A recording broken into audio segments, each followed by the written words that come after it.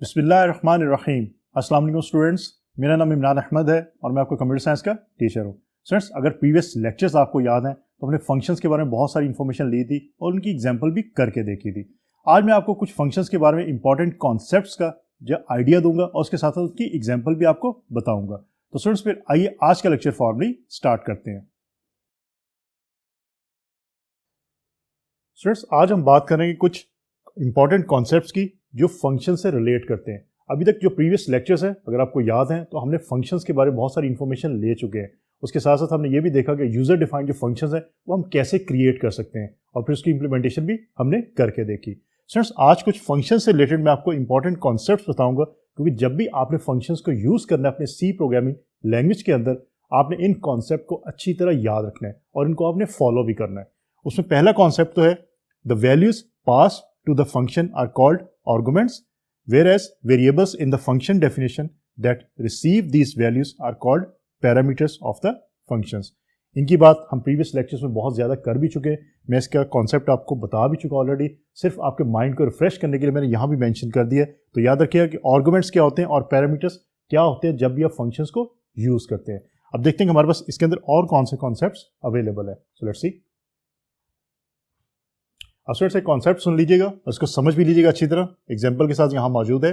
It is not necessary to pass the variables with same names to the function as the names of the parameters, however we can use same names. अब students, अगर previous examples आपको याद हो तो हमने क्या किया था, हमने जो पैरामीटर्स के अंदर वेरिएबल्स डिक्लेयर करते हैं वो वेरिएबल नेम, और जो हम आर्गुमेंट्स के अंदर वेरिएबल डिक्लेयर करते हैं वो नेम आपके डिफरेंट लिखे थे। लेकिन ये जरूरी नहीं है, ये चीज याद रखिएगा, सेम हो सकते हैं। इस तरह इस केस के अंदर यहां भी एक्स वाई है और यहां भी एक्स वाई। आपको पता है ये पैरामीटर्स हैं और ये फंक्शन के आर्गुमेंट्स हैं, तो दोनों के वेरिएबल्स नेम हमने यहां पे सेम रखे। तो सेम ही है ये, लेकिन याद रखिएगा ये एक दूसरे की कॉपी ही है। ये दो दफा जो आपके सेव होते हैं, तो ये चीज आपने याद रखनी है कि सेम नेम हो सकते हैं और डिफरेंट भी हो सकते हैं। ये आप पे डिपेंड करते हैं, आप दोनों यूज कर सकते हैं। अब इस एग्जाम्पल को देखते हैं और फिर इसकी आउटपुट भी डिस्कस कर लेते हैं कि कैसे इसकी आउटपुट जो है हमारे पास आई। हमने इंक्लूड हेडर फाइल यूज़ की, देन हमने फंक्शन एक यूज़ किया fun के नाम से। उसमें हमने वेरिएबल डिक्लेयर कर दिए, इंटीजर x और integer y, then bracket, then x की वैल्यू हमने 20 रख दी और y की वैल्यू हमने इनिशियलाइज कर दी 10 के साथ।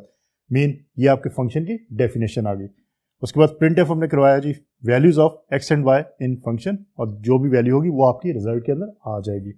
उसके बाद जो मेन का फंक्शन है हमने उसको यूज़ किया, उसमें हमने x और y की वैल्यू इनिशियलाइज करवा दी 10 और 20 के साथ। यहाँ पे हमने 20x की रखी, यहाँ पे हमने 10x की कर दी, तो ये वैल्यूज हमने चेंज की।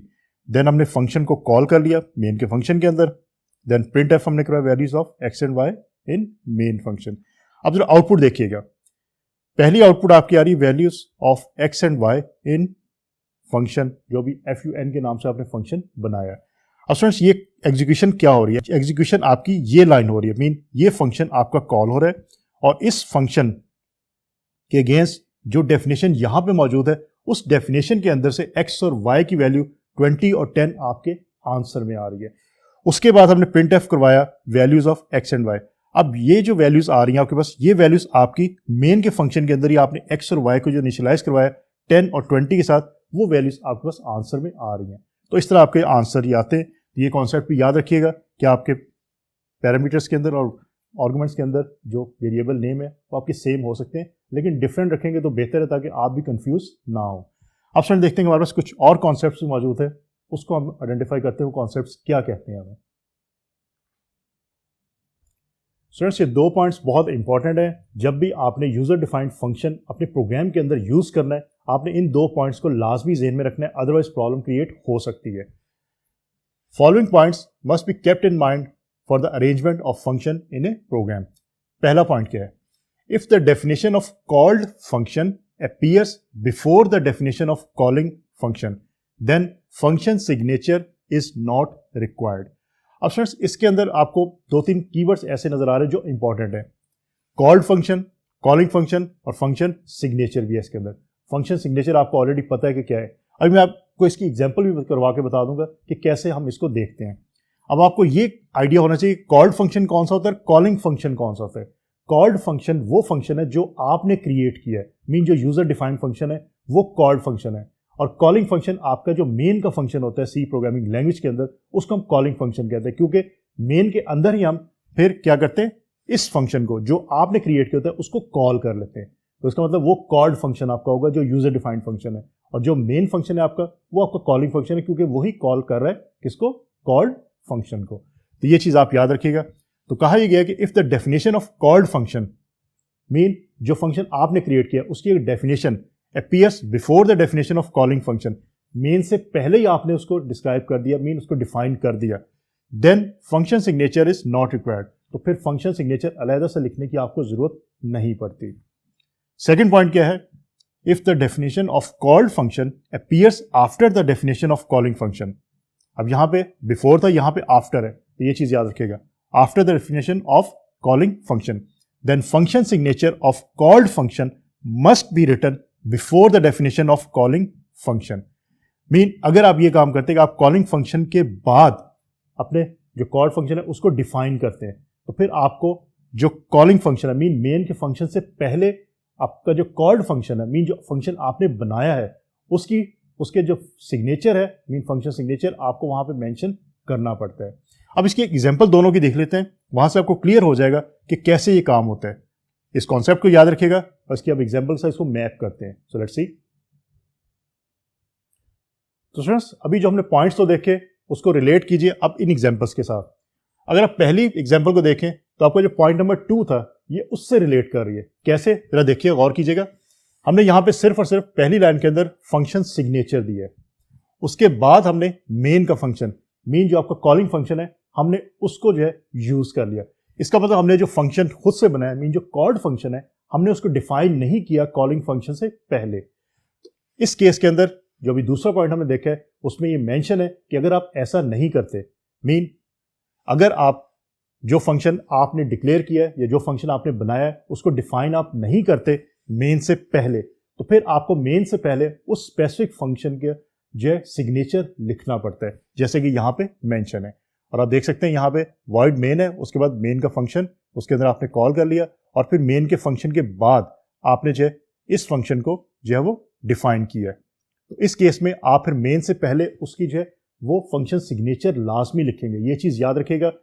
अगर आप नहीं लिखेंगे, और मैं रिकमेंड करूंगा कि आप ना लिख के देखिएगा कि क्या इफेक्ट पड़ता है, आप डेफिनेटली जो है आपको एरर जो मिलेंगे। तो स्टूडेंट्स याद रखिएगा इस केस के अंदर क्या है कि अगर आपने मेन के फंक्शन से पहले जो फंक्शन आपने बनाया उसको आपने डिफाइन नहीं किया, तो फिर आपने मेन के फंक्शन से पहले जो फंक्शन आपने बनाया है उस फंक्शन का सिग्नेचर आपको लिखना पड़ेगा, अदरवाइज प्रॉब्लम क्रिएट हो सकती है।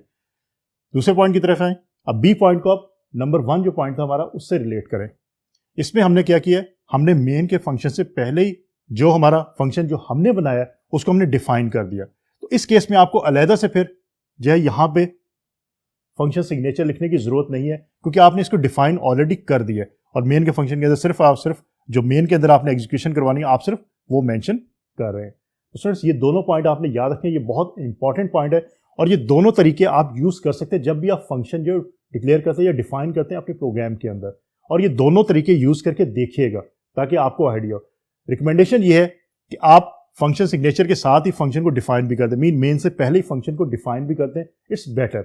लेकिन आप इस तरीके से काम भी कर सकते हैं, ये आप पे डिपेंड करता है कि आपने किस तरह काम करना है। इसलिए मैं ये रिकमेंड करूंगा कि आप दोनों तरीकों को इंप्लीमेंट करके देखिएगा और फिर आइडिया करेंगे कैसे काम हो रहा है।